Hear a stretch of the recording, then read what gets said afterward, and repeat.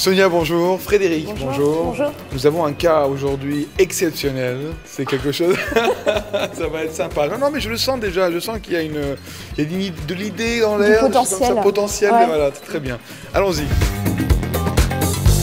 C'est un cas d'UDRP, en fait, une plainte, une décision intéressante parce qu'elle est hyper pragmatique. Bon, les arbitres, généralement d'UDRP, enfin de l'OMPI, pardon, sont assez pragmatiques et le sont de plus en plus.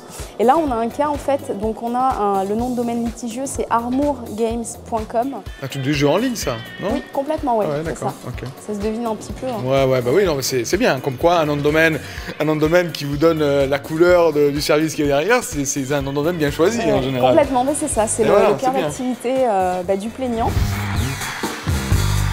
Donc on a cette société Armor Games, la société américaine, qui propose des jeux en ligne sur son site web, donc www.armorgames.com. Le nom de domaine, en fait, armorgames.com a été réservé le 28 septembre 2005.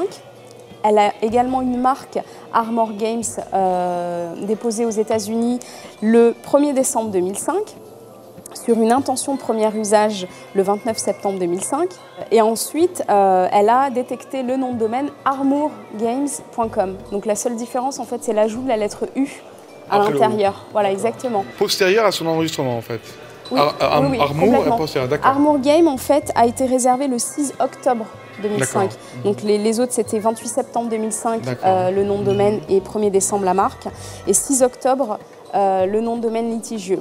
Vous allez me dire, oui, mais la marque a été déposée après le nom de domaine litigieux, mais aux États-Unis, en fait, quand on dépose une marque, on la dépose soit sur un usage déjà établi, soit sur une intention d'usage.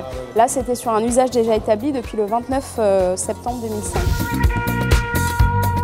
Donc, en fait, ce nom de domaine litigieux, il est redirigé vers un site web mofunzone, enfin www.mofunzone.com, pour un site de jeu en ligne, donc la même chose que ce que fait le plaignant. Et en fait, le défendeur détient ce site web depuis à peu près 10 ans. Alors, en fait, l'argument du plaignant, c'est de dire que ce nom de domaine... Mofunzone, hein, c'est Mofunzone qui est déjà en ligne depuis 10 ans. Exactement, ouais. Et le nom de domaine Armour Games, appartient à celui voilà, qui le nom de domaine litigieux, est redirigé vers ce site web. En fait, il a voulu, quelqu'un a été informé par le dépôt de l'autre, en fait, c'est ça? Parce que sinon, comment il aurait pu savoir à quelques jours près qu'il y avait ça? Ou c'est un hasard complet Alors, je ne sais pas comment.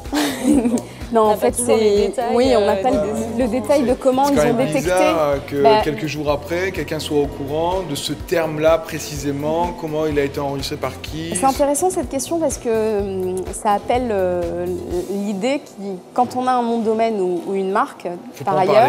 Non, c'est pas ça, c'est qu'il faut surveiller.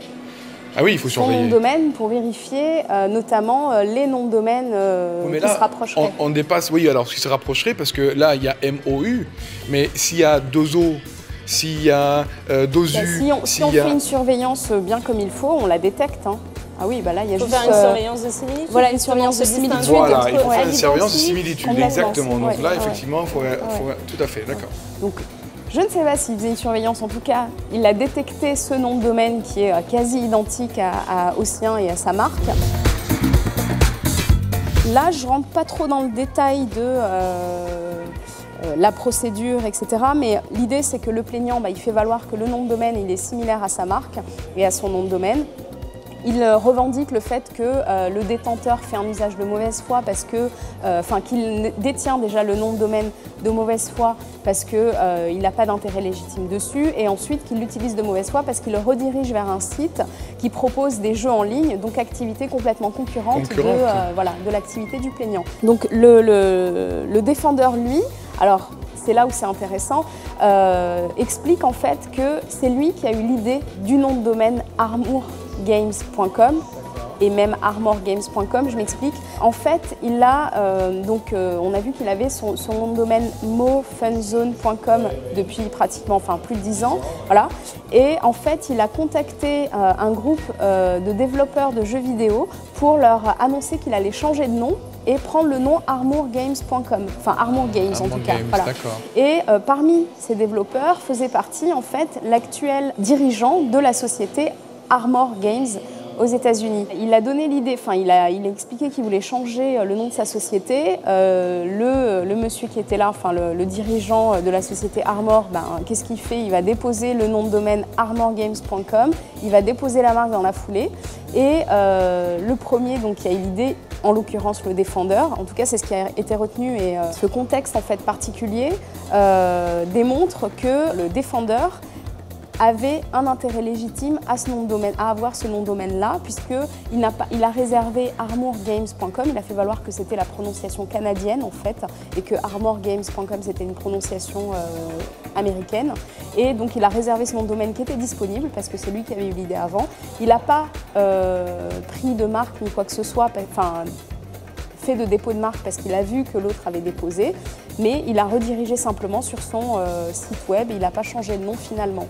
Finalement, il n'a pas pu même changer son nom de société en fait, il a juste pris le nom de domaine. Là en fait, dans cette affaire, le plaignant, il se retrouve un peu le bec dans l'eau parce que il a été démontré que c'est lui qui avait piqué l'idée, et du coup, la plainte est rejetée complètement. En fait, il est vachement... un petit peu. Non seulement il lui pique son nom de... Enfin, son idée de société, il va dire, attends, mais maintenant tu me rends le nom que tu as trouvé. Ça, c'est vraiment du culot quand même. Ouais. Il n'a pas été condamné à des dommages d'intérêt, non? Dans le cas d'une liberté, on ne peut pas. Non, on ne peut pas. Et ça aurait été bien de savoir si l'affaire a un petit suivi après, derrière, dans d'autres... Elle date d'octobre 2009. 2009, donc on ne sait pas encore s'il y a eu d'autres suivis derrière. Mais bon, ce que je veux dire, c'est que les gens, les créateurs en général, ils ont tellement les têtes un peu dans les nuages qu'ils laissent tomber, ils vont aller en créer d'autres, et c'est dommage parce que s'il avait eu l'idée dès le départ, il vaut mieux qu'il aille jusqu'au bout, mais malheureusement... Tout simplement de ne pas communiquer sur un projet tant qu'il n'est pas sécurisé, tant qu'il n'est pas déposé. Et puis ils ne sont pas très procéduriers, ils n'aiment pas trop aller vers des... C'est dommage parce que voilà, il a l'idée, il vaut mieux qu'il aille jusqu'au bout et puis obtenir son droit. Mais on suivra ça de très près. Voilà. D'accord, donc la conclusion c'est qu'il s'est retrouvé le bec dans l'eau. La plainte a été rejetée, et donc voilà. Donc il faut attendre. Enfin maintenant il a récupéré au moins son nom de domaine.